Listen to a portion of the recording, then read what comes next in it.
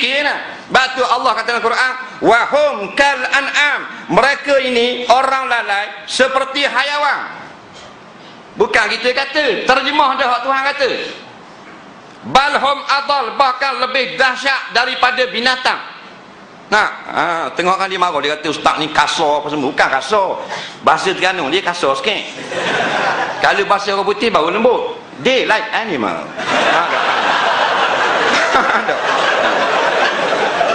Sama tak? Sama tapi Terengganu dia kasar sikit.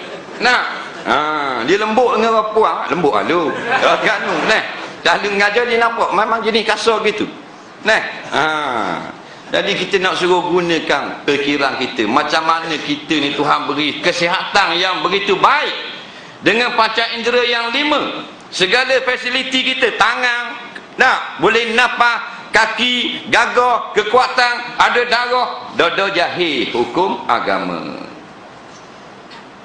Apa guna aku berimu mata?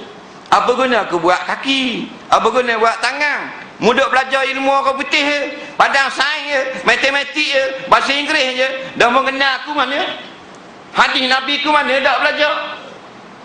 Nah, Nabi kata iza maratum bi riyal jannah farta'u, kalau mu lalu tempat orang yang kebun-kebun syurga ndaklah mu singgah.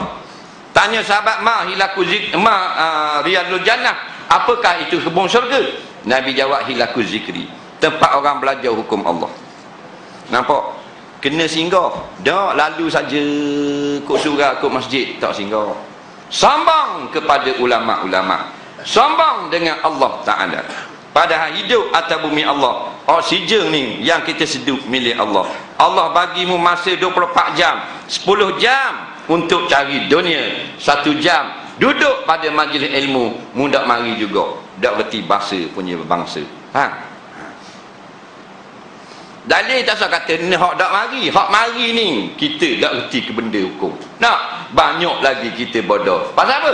Pasal kita terlebih mencari ilmu dunia. Terlebih faham ilmu akhirat kita dak reti.